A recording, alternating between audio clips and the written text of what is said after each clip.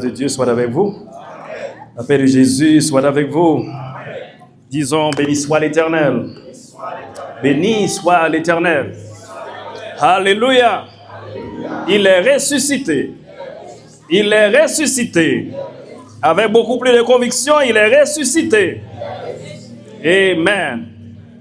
Je vous salue dans le précieux nom de notre Sauveur et Seigneur Jésus-Christ. C'est pour nous toujours un privilège d'être dans la présence de Dieu. C'est une grâce d'être son porte-parole. Tandis que nous allons lire peut-être que 2 textes pour pouvoir aborder le sujet de ce matin qui est très intense en quelque sorte. Mettez-vous debout, je vous prie, 1 Corinthiens chapitre 15. Nous allons souligner les versets 16 à 20. Et peut-être on lira un autre texte, 1 Corinthiens chapitre 15, versets 16 à 20. Et aussi Matthieu chapitre 28, les versets 1 à 6a. Matthieu chapitre 28, les versets 1 à 6a. Matthew chapter 28, verse 1 till 6e. And 1 Corinthians chapter 15, verse 16 till 20. Vous y êtes? 1 Corinthiens chapitre 15, verset 15, verset 16 à 20. Car si les morts ne ressuscitent point, Christ non plus n'est pas ressuscité. Et si Christ n'est pas ressuscité, votre foi est vaine. Vous êtes encore dans vos péchés. Le verset 28, et par conséquent aussi, ceux qui sont morts en Christ sont perdus. Le verset 19, si c'est dans cette vie seulement que nous espérons en Christ, nous sommes les plus malheureux de tous les hommes. Mais maintenant même, Christ est ressuscité des morts. Il est le prémisse, il est les prémices de ceux qui sont morts. Matthieu chapitre 28, le verset 1 à 6a.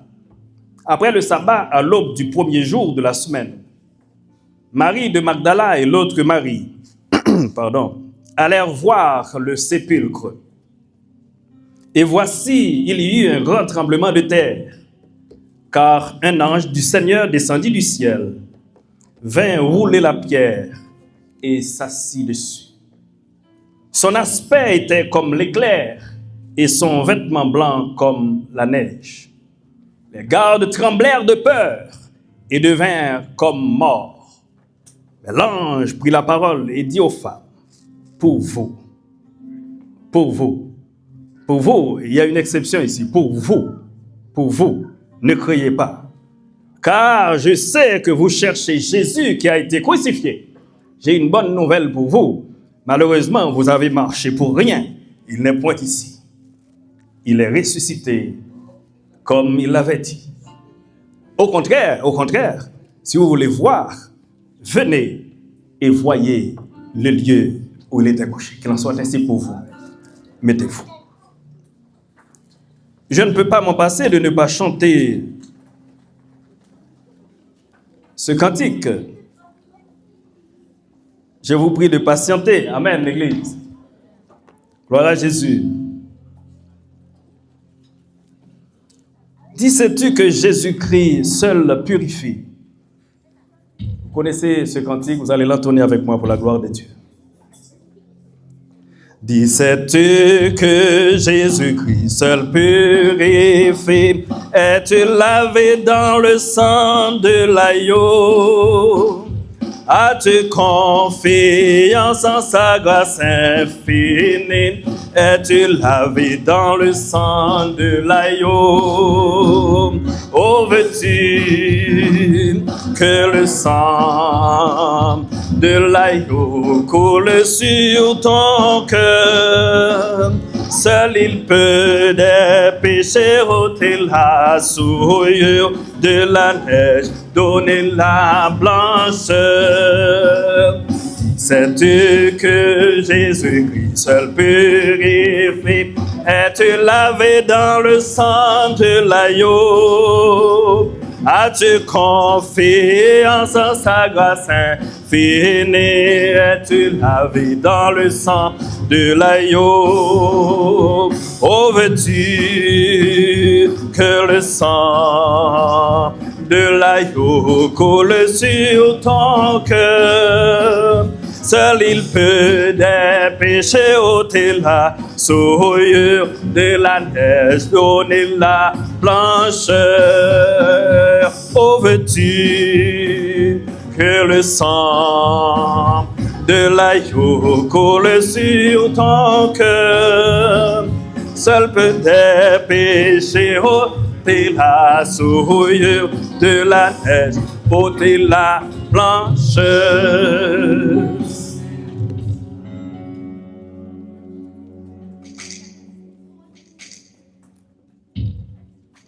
Il est ressuscité. Il est vivant au siècle des siècles. Chers amis, frères et sœurs, si nous sommes ici, nous avons de bonnes raisons d'y être parce que nous sommes venus célébrer un grand homme. Une histoire qui est ancrée dans les annales mondiales, qui aussi a marqué l'histoire du christianisme. On a bien parlé de Jésus lors de son ministère terrestre pendant bien des temps. Les intellectuels de l'époque et aujourd'hui, peut-être à leur propre interprétation de cet événement. Mais pour nous, les chrétiens, nous savons très bien que nous devons célébrer cette journée. Tel que mentionné par notre pasteur, notre collègue Samuel Boussiko, le sujet s'intitule « Jésus-Christ, prémisse des semences de la résurrection des morts ». Ces deux mots nous interpellent et je crois que l'Église est au courant. Si on parle de prémisse ce matin, vous avez une très bonne idée. Mais pour un petit rappel, prémisse est emprunté du latin primitiae, qui est dérivé de primus, qui signifie premier. Les prémices désignent en quelque sorte, c'est le sens des premiers produits, les premiers animaux. Puisque dans l'ancien temps, c'était ainsi. Le peuple savait absolument que le premier animal est dédié à l'Éternel. Le premier fruit qui va sortir de la terre va être dédié à l'Éternel. Est-ce que vous êtes là ce matin? Et pour la semence désigne, c'est la graine que vous connaissez tous, ou l'ensemble des graines destinées à être semées pour la culture. Pour moissonner, il faut semer. Mais ce matin, je dois aborder le sujet dans un autre angle. Nous parlons bien sûr des prémices, mais c'est des prémices parmi les morts. Est-ce que vous êtes là ce matin? L'Église Corinthe, chers amis, vivait une période de confusion doctrinale. Certains croyants acceptaient Jésus-Christ. Ils acceptaient aussi sa mort et même sa résurrection. Mais ils refusaient l'idée même de la résurrection de Jésus-Christ. Cette pensée était influencée par la philosophie grecque qui considérait de leur côté le corps comme mauvais, tandis que l'esprit est bien. Pour eux, l'idée que le corps ressuscite paraissait absurde, difficile à croire. Plaçons-nous dans le contexte même. L'apôtre Paul intervient ici avec fermeté. Il démontre que la résurrection des morts revient à nier la résurrection de Christ. Et si Christ n'est pas ressuscité, alors la foi chrétienne s'effondre. Il n'y a plus de salut en quelque sorte, plus d'espérance, plus de libération, plus de victoire sur la mort que nous célébrons ce matin. Mais Paul ne s'arrête pas là. Seulement la réfutation, il proclame une vérité glorieuse. Jésus-Christ est bel et bien ressuscité. Il est devenu les prémices de ceux qui sont morts. Et lorsque Paul qualifie Jésus de prémisse, il signifie que Jésus est la promesse d'une moisson bien plus abondante à venir. Il est le premier à ressusciter. Il représente aussi beaucoup d'autres qui ressusciteront. Et nous faisons partie, bien sûr. Et c'est grâce à cette résurrection qui vient de consolider notre foi, qui nous redresse sur le chemin de la foi, si nous considérons que nous sommes sauvés ce matin. Bien aimé, cette image agricole est importante. Dans l'Ancien Testament, les prémices étaient les premières récoltes offertes à Dieu, annonçant la récolte complète à venir. Ainsi, la résurrection de Jésus ce matin n'est pas un événement isolé, mais le début d'une grande moisson, une grande moisson. La résurrection de tous ceux qui lui appartiennent, nous faisons partie. Nous sommes rassurés ce matin. Aujourd'hui encore, cette vérité est fondamentale pour l'Église. Notre foi ne repose pas seulement sur la croix, mais aussi sur le tombeau vide. Sur le tombeau vide. Sur le tombeau vide. Chers amis, frères et sœurs, la négativité, tout ce qui est vide est négatif selon le concept de l'homme. Le verre vide nous trouble. Verre vide, pas de problème. Frigidaire vide, tête chargée. Tant que machine vide, son problème. Votre moins vide, on a de gros problèmes. Mais seul ici, le tombeau vide est positif ce matin. Est-ce que l'église est là?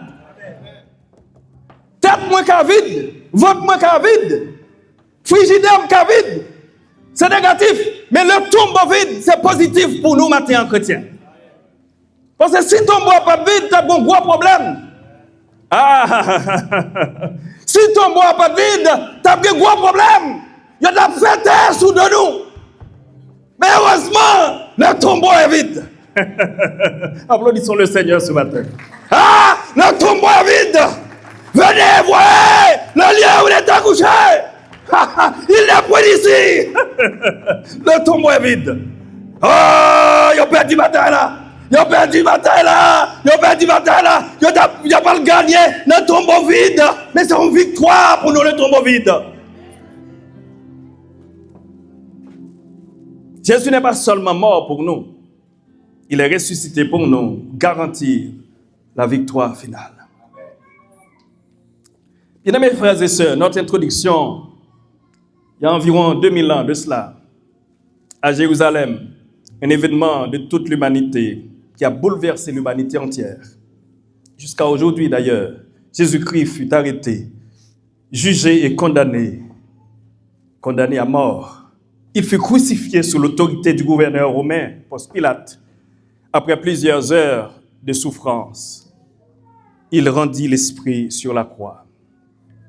Son corps fut déposé dans le tombeau appartenant à Joseph d'Arimathée. Et cette fois-ci, c'était un tombeau neuf. Personne n'y était avant. Est-ce que vous êtes là? Ce tombeau était les prémices des tombeaux. Est-ce que vous êtes là ce matin? C'était les prémices des tombeaux. Parce qu'on a quelqu'un ici qui est les prémices des morts. Il doit être enseveli, enterré dans un tombeau qui n'a jamais touché aucun autre corps, aucun autre défunt. Applaudissons le Seigneur ce matin.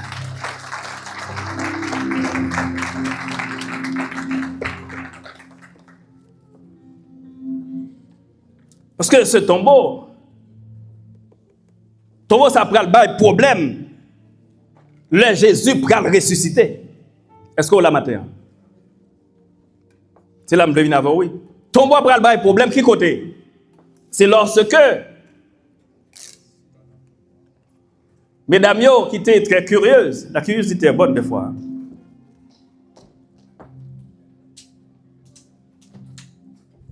Puis alors, écoutez quoi? Ça tout, Mathéo. Faut nous t'avoir une dernière fois sauvé. Marie de Magdala, une femme que Jésus même a chassé 7 démons.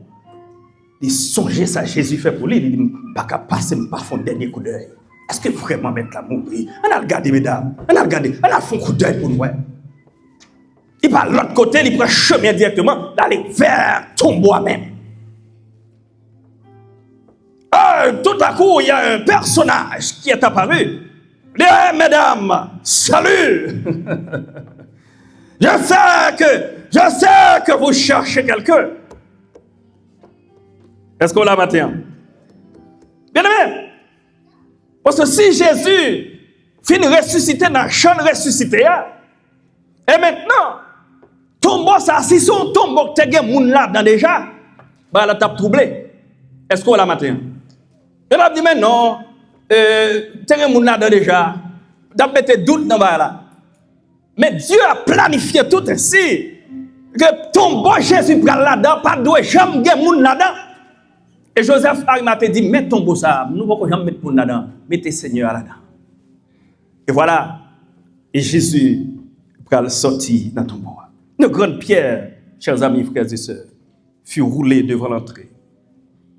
Des soldats furent placés pour garder le sépulcre. D'autres textes nous disent que 4 escouades de 4 gardes. 4 fois 4 fait combien? 16 soldats.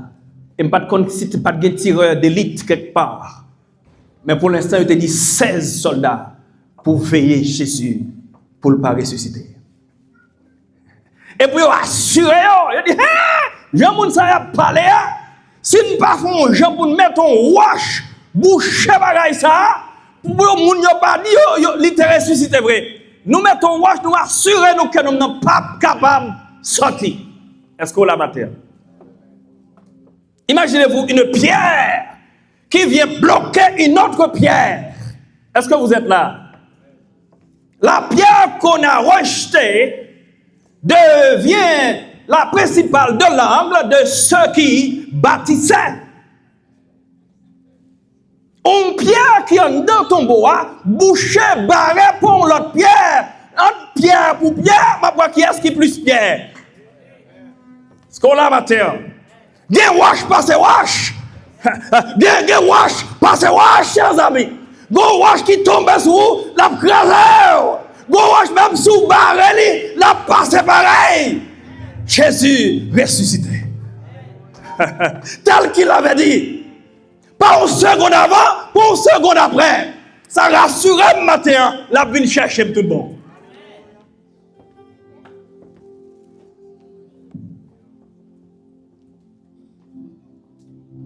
Tout semblait terminé parce que Jésus est mort.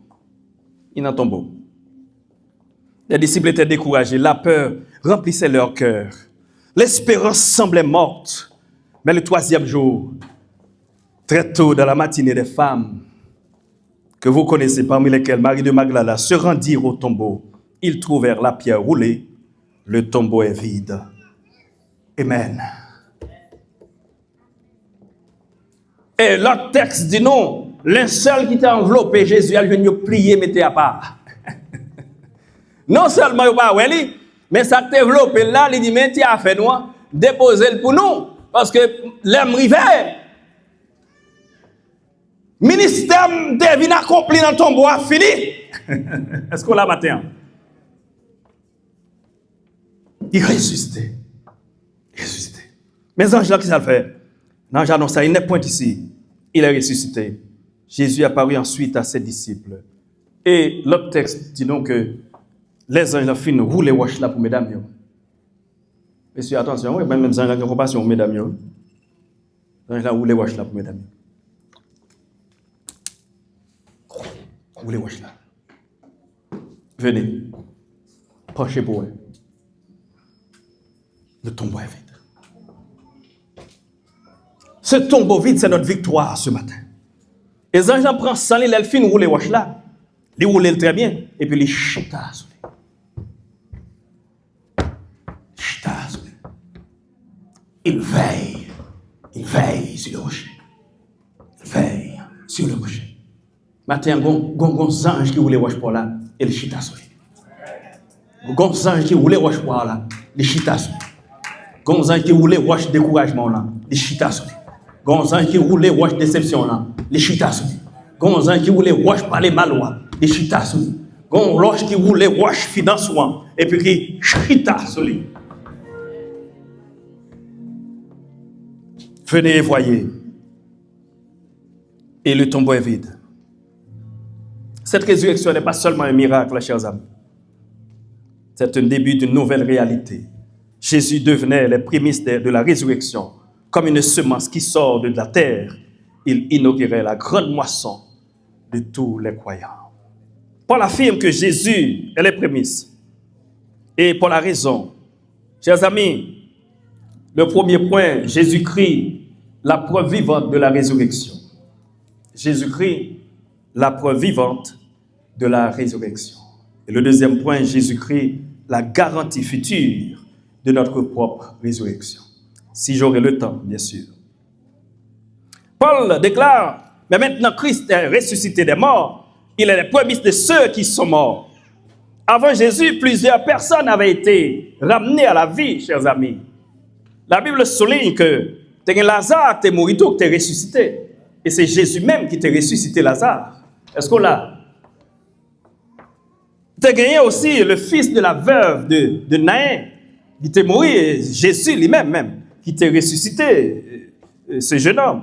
Tu as gagné la fille de Jairus. Jésus a campé devant le cadavre là pour lui dire Talita Koumi, et jeune fille, lève-toi. Mais ces personnes sont mortes à nouveau. Est-ce que vous êtes là ce matin? Jésus, jeune Lazare, il parlait avec Lazare, il commandait la mort, et Lazare était ressuscité. Mais Lazare mourit, il était ressuscité, c'est vrai, mais Lazare tout n'est mourir encore. La même chose pour le fils de la veuve. Là, il finit ressuscité, il était mourir. Mais Jésus mourit, il n'est pas mourir encore. Une fois pour toutes. Et la mort de Jésus, très symbolique, puisque à l'époque, le sacrificateur devrait offrir des offrandes sur l'autel pour lui-même et pour le peuple. Et tandis que Jésus prend l'offrir propre, qu'on parle en tant que sacrificateur, le divin souverain sacrificateur. Et c'est une offrande parfaite, sans défaut. Est-ce qu'on l'a matin? Parce que ça te prend Jésus même et Jésus seul qui t'est pour jouer rôle ça, pour que tu as satisfait désir, mon Dieu. Bien, mes frères et sœurs, Jésus mourit, il est ressuscité. Elle t'a ressuscité l'autre monde. Mais tout le monde est ressuscité ou mourir. Après. Et résurrection, ça, matin, que nous-mêmes nous croyons là-dedans. Puisque le Seigneur t'est mort, il est ressuscité, nous-mêmes tous, là, nous mourir, nous ressuscité. L'autre monde qui t'est mort, pas ressuscité, oh, c'est vrai, Lazare, fils de la veuve, la fille de Jairus. Mais que l'autre monde tout, c'est seul monde qui est capable, qui a pouvoir, autorité, pour conjuguer le verbe mourir au passé. J'étais mort, et je suis vivant aux siècles et des siècles. Bien aimés frères et sœurs, il y a un pile grand qui mourit déjà. Il n'a pas ressuscité. Est-ce qu'on l'a matin? Abraham, c'est des bons amis, bon Dieu. Bon Dieu, qui doit dire comment pour me faire un bagage pour ne pas viser Abraham, amis moi. Comment on peut faire un bagage comme ça? Mais Abraham mourit. Abraham pas ressuscité, non? Abraham mourit, il n'est pas ressuscité. Moïse, ami mon Dieu, un homme bon Dieu a parlé de bouche à l'oreille avec lui, un bel entretien. Moïse mourit, mais il n'est pas ressuscité. Josué mourit, il n'est pas ressuscité. L'apôtre Pierre mourit, un homme qui vient pour crucifier le tête en haut. Il dit non, pas dit pour crucifier le tête en haut, même il sauvé maintenant. Crucifier le tête en bas plutôt. Il mourit, il n'est pas ressuscité. Mais Jésus, Jésus bien-aimé, Jésus mourit, il ressuscitait au 3e jour. Soyons fermes dans votre foi ce matin. Soyons fermes dans notre foi ce matin.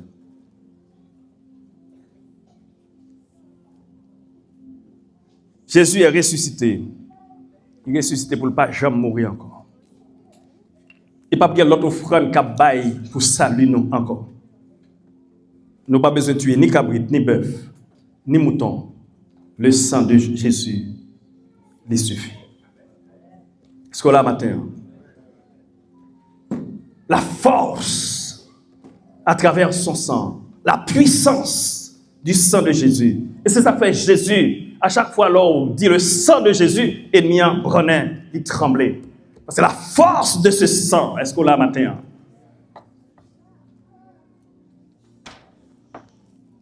Résurrection par Jésus est différent. Et elle est définitive, elle est glorieuse et elle est éternelle.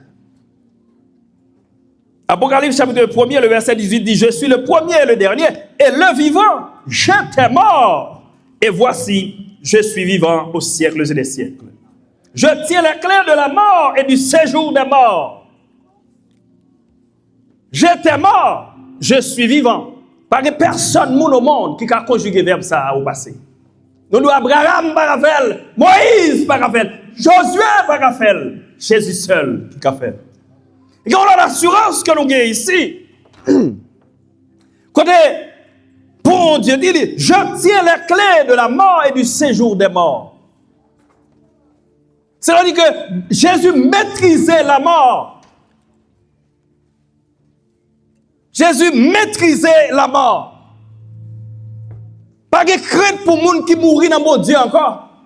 Est-ce qu'on l'a matin? Ou assuré, si vous mourrez demain matin, gloire à Dieu. Si vous mourrez à soir, gloire à Dieu. Mais ça n'a pas de relation avec mon Dieu maintenant. Mais Jésus maîtrisait la mort. C'est les comptes qui l'heure où on doit mourir. Ça fait que souvent, vieille maladie passée, au taboto aller déjà. C'est parce que bon Dieu passe en bas des paroles. Qui me clé la mort dans mes. Jésus allait loin pour les saisir. Parce qu'à un moment donné, la mort a toute autorité, tout pouvoir.